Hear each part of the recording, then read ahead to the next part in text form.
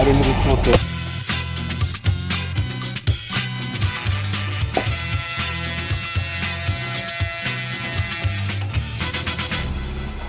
Você já andou de Brasília alguma vez na vida? Cara, já, quando era criança. Sério? Sério. Você tá há quantos anos? Tô com 27. Pô, Era um sorte. amigo do meu tio, tinha uma Brasília, eu andei por acaso. Assim. Mas você lembra, assim?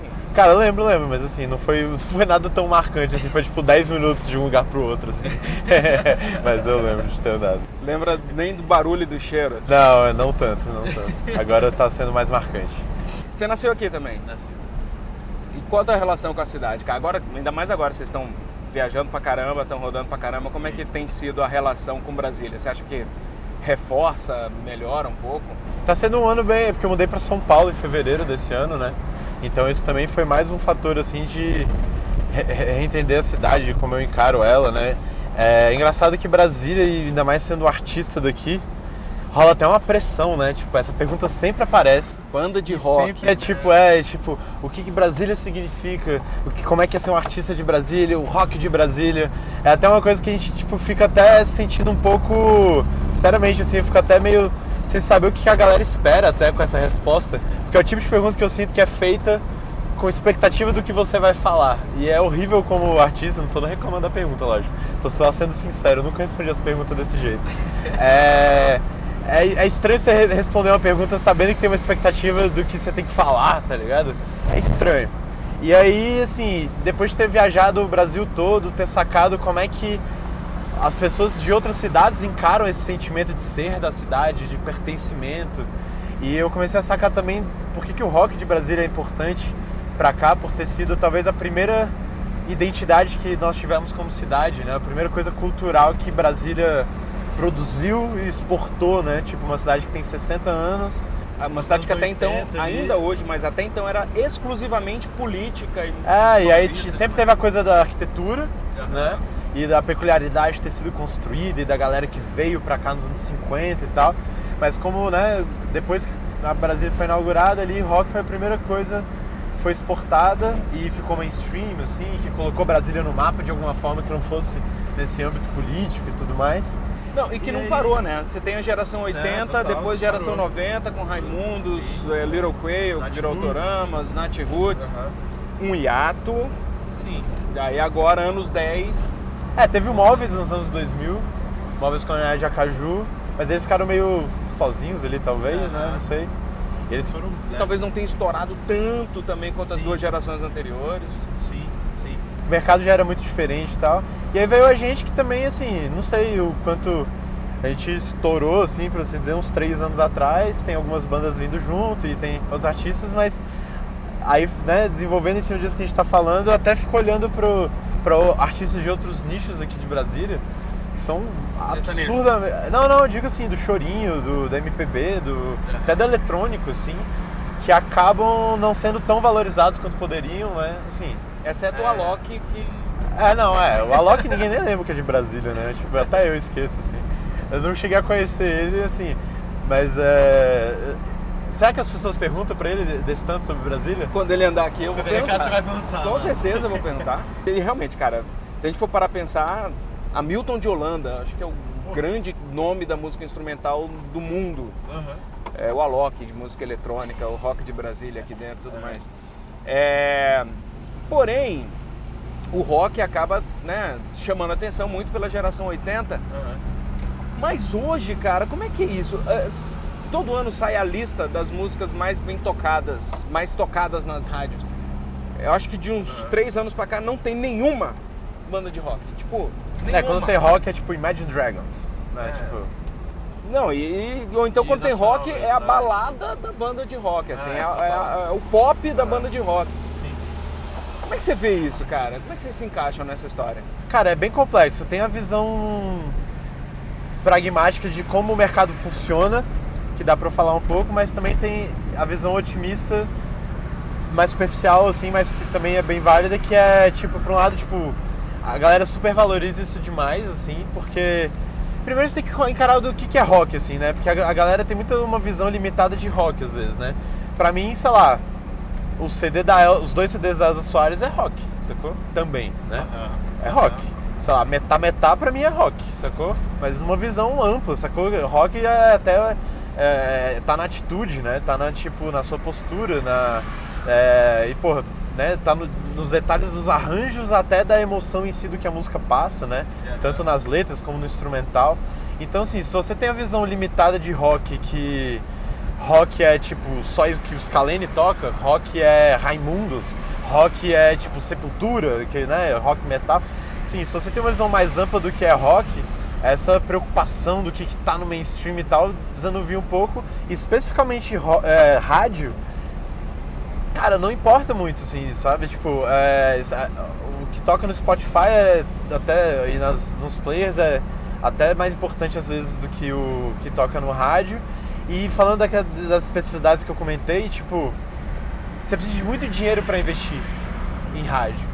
E no que o sertanejo começou a bombar muito, o sertanejo começou a fazer jabá e o contra-jabá, né? Tipo, a galera paga. Eu toco o meu e não toco o outro. Exatamente, sacou? Então, assim, o rock realmente, e a parada, rock, tipo, batia no mainstream, ia nos programas de TV, tava nessas top 100 das rádios e tal, mas o rock nunca teve nem perto do tanto de grana que, tipo, um mainstreamzão teve, sacou? Exceto o Rolling Stones e o U2, que aí é uma Sim, outra... Sim, eu tava falando mais no Brasil, exato, mas mesmo assim, sacou? Mesmo assim. Continua sendo uma coisa de guerrilha, assim, uma coisa... assim, às vezes nem tão guerrilha mais, mas assim, continua não sendo uma coisa que tem, sacou?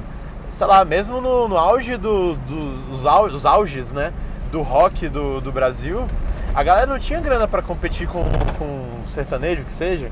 E assim, se você pegar os auges do rock do Brasil, ou eles foram bem curtos, ou o que realmente bombou era um rock bem pop, né? É super valorizado demais essa coisa, não tem rock mais nas rádios.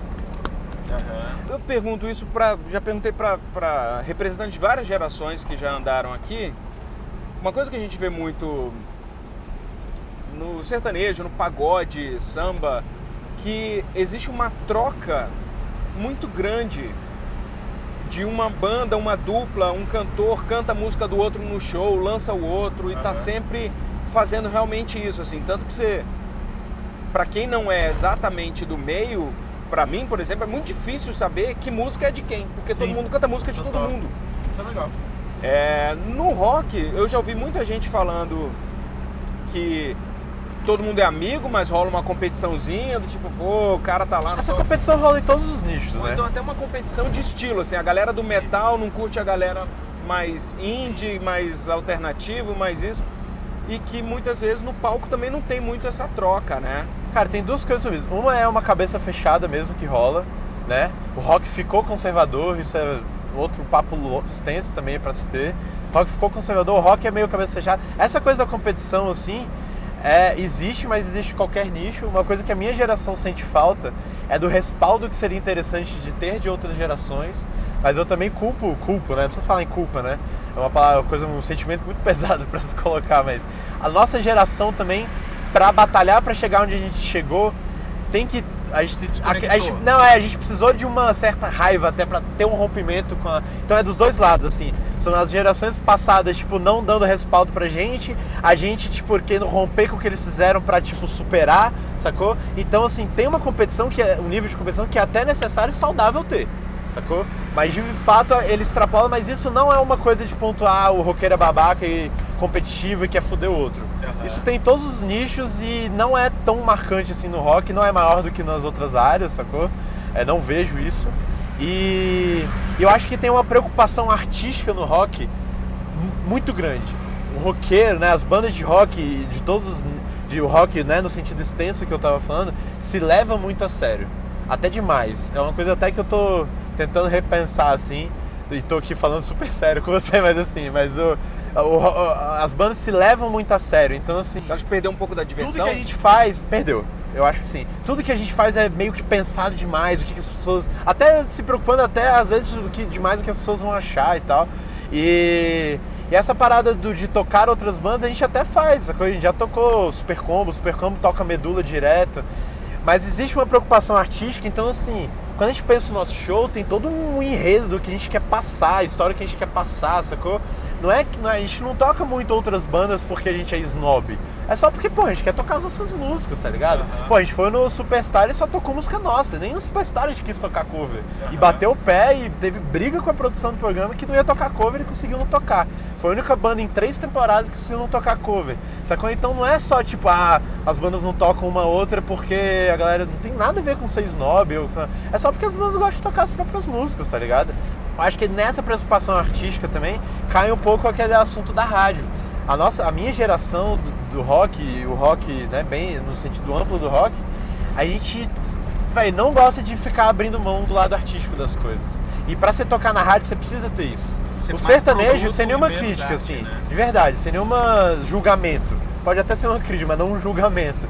O sertanejo, o popzão mainstream de Anitta, da vida, velho, a galera tá preocupada com entretenimento, dinheiro e poder, sacou? A galera tá preocupada com isso. Tem uma preocupação artística? Tem, a galera quer fazer uma música boa, quer fazer uma música que emociona as pessoas, ok.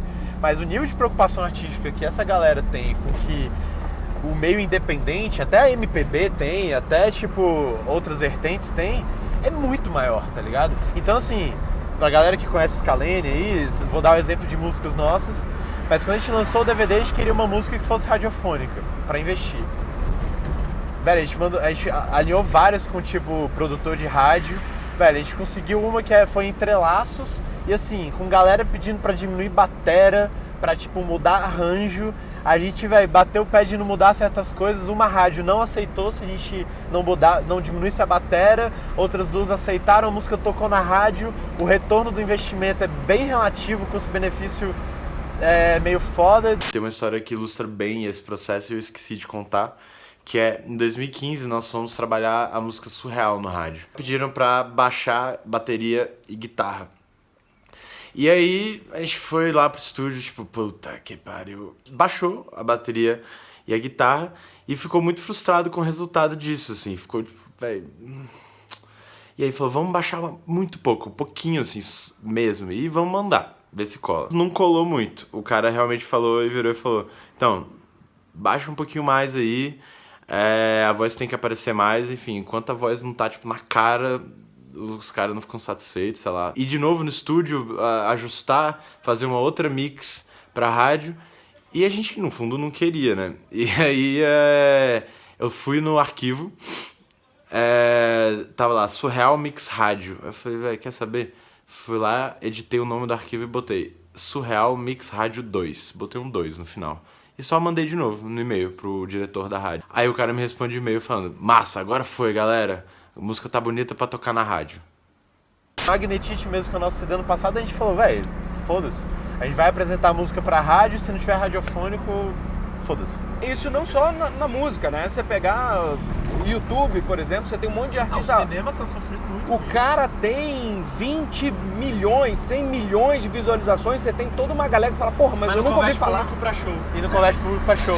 Isso rola rola muito nesse hip hop adolescente, né? Também sem nenhum julgamento, mas esse hip hop que bomba no YouTube, que o público é ali dos 14 aos 21, assim, o grosso desse público, sei lá, o Haikais eu acho que até tem público, mas assim, eu tô até, não quero nem ficar citando muito nome, mas assim, você vê o cachê até dessas bandas não é muito alto pro tanto de views que eles têm, uma galera que tem mais view no YouTube que a Anitta, tá ligado? E você vê que não converte pra público show, a galera tem cachê de 15 mil reais, sacou? Que não converte público pra show, que é uma galera que consome YouTube e consome internet, consome ali computador, fone, que não, às vezes não tem nem idade para ir em show, né?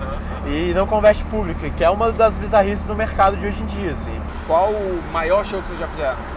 Rock in Rio. Rock in Rio. Quantas pessoas? E não tem nem como ter um show maior que aquilo, né? Então, na hora que a gente tocou, não sei exatamente quantas tinham. A galera falou em 90, falou em 100 mil pessoas e ter batido 100 mil. E ainda tem a transição do Multishow, né?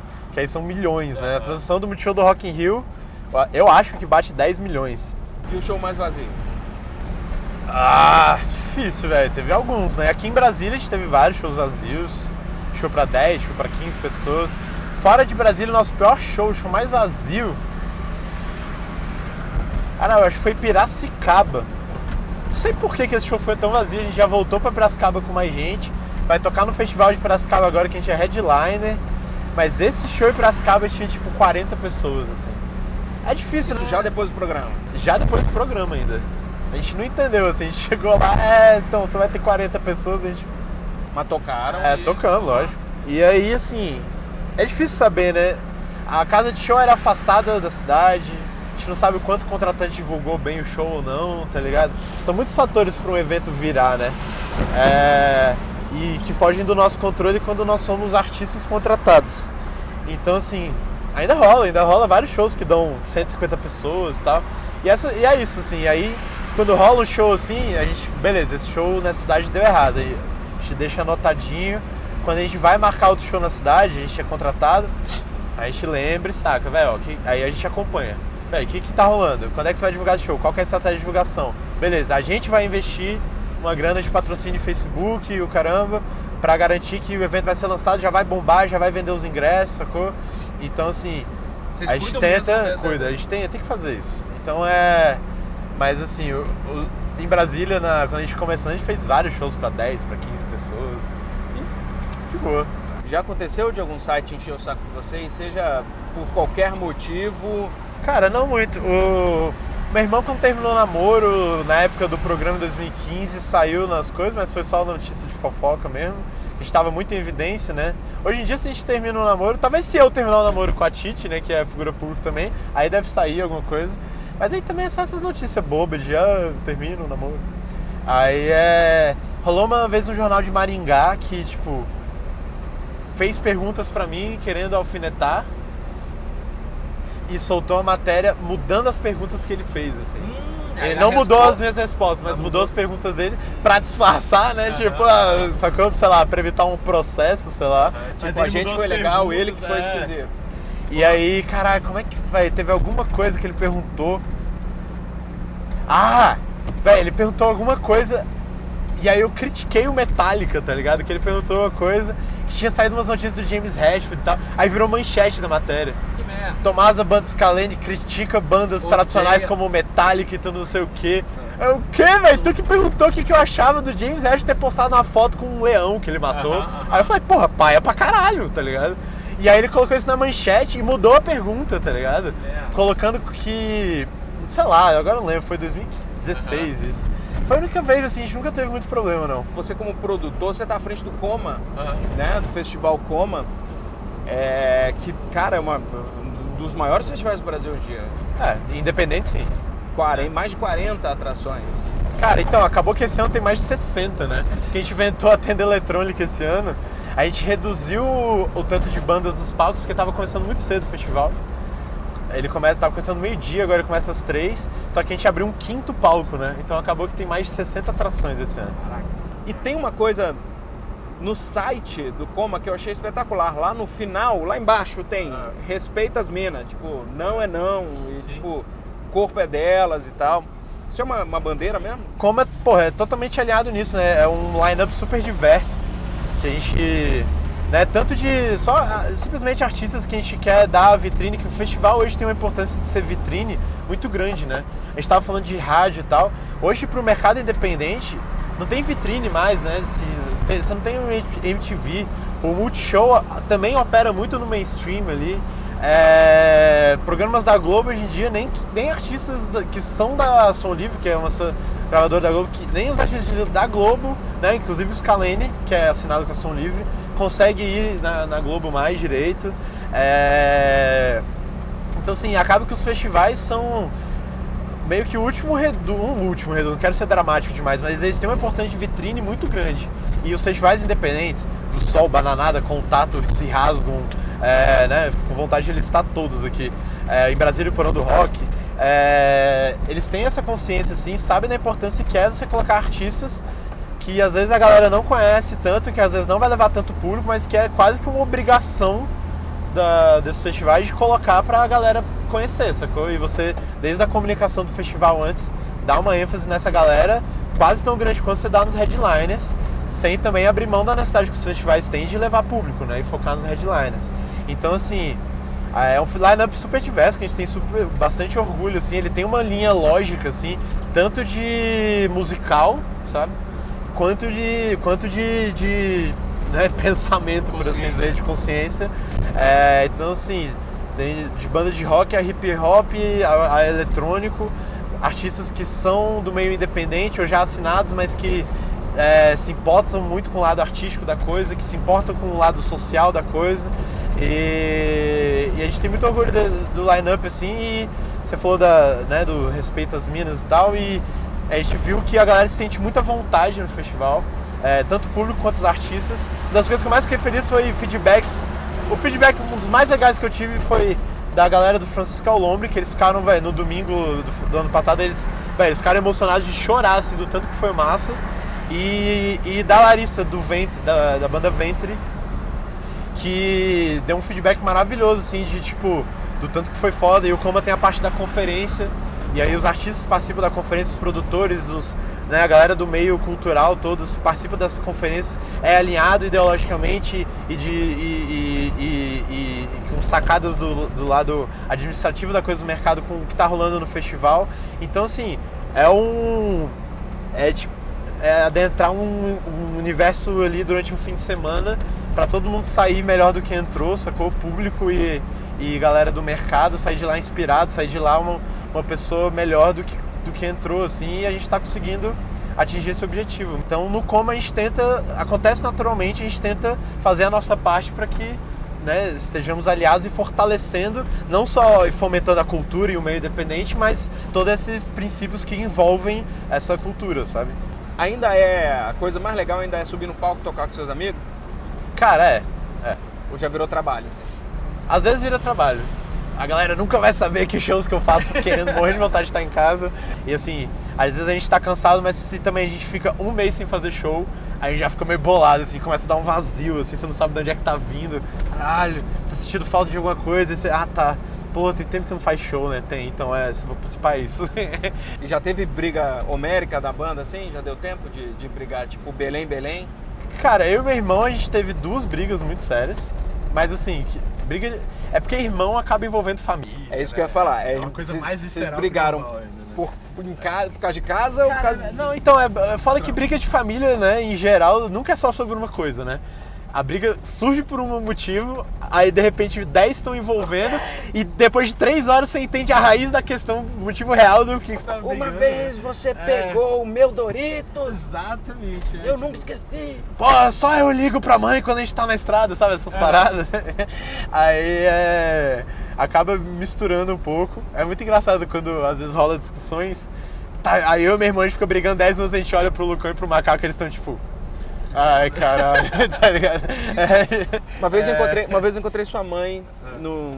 Ela adora você, velho. Uma vez eu encontrei ela em frente na Praça Três Poderes, que a gente ficou trocando ideia lá. Ela adora. Manda um beijo pra ela. Ela ficou toda feliz, ela não sabia que eu ia gravar, eu comentei hoje. Ela, que bom. Então, mas assim, já rolou, mas briga assim específica de... Ela se mete? Minha mãe? Porra, se meteu muito no começo. Mas ela se mete mal bem, assim, se mete tadinha. Ela é um pouco junto, porque o se mete tem uma conotação negativa, né? Ela sofre junto pra caramba, né? Mãe, tem 2 na banda. Os dois sempre apoiou muito, né? Sempre apoiou muito. E são os 2 ali, o Gustavo que é o que mais compõe, eu que lidero a parte administrativa e tal. Ela sempre apoiou muito e sofreu junto, assim, e tal. Esse ano, do ano passado pra cá, que a gente começou a conversar muito com ela, que ela tinha que ressignificar, sabe? Tipo... O tanto que ela acaba se investindo emocionalmente dentro por causa disso. E não só em tudo que a gente faz, né? E acaba que ela não tem como ajudar muito, né? Então ela só fica de ela fato... Ela é sua mãe, né? Mãe de apoio emocional. Então, assim, ela começou a voltar a pensar muito em si mesma, assim. Isso aqui tá mal massa, assim. Ela tá voltando a pensar mais nela do que na gente, assim. A gente tá achando ótimo e felizona por ela. Mas ela sempre ajudou muito. Às vezes ela passou um pouco do ponto e se meteu de... Quando ela vê isso, ela vai ficar indignada. Dona Cesira. Cesira é o feminino de César em italiano. Meu avô era italiano, né? Cesira. Cesira. Exatamente, não tem em português esse nome, né? Mas é o feminino de César que fala? É o nome de mulher de César. Cesira. E pra gente finalizar, banda atual em Brasília, pra fazer sucesso, tem que terminar com N? Ótima pergunta, velho, né? Eu acho que Scalene e Dona Cislene não são bons nomes de banda, né? Então, assim, não sei se é isso que tá fazendo essas bandas bombarem. Scalene e Dona Cislene, puta que pariu. Mas bom, os motivos, o que as bandas têm que fazer pra, né, conseguirem viver de música e se projetar no mercado giram em torno de coisas parecidas no Brasil inteiro. Então, e com certeza ter um nome bom de banda ajuda, velho. Não tenham bandas que terminam com N, é uma boa dica. Cara,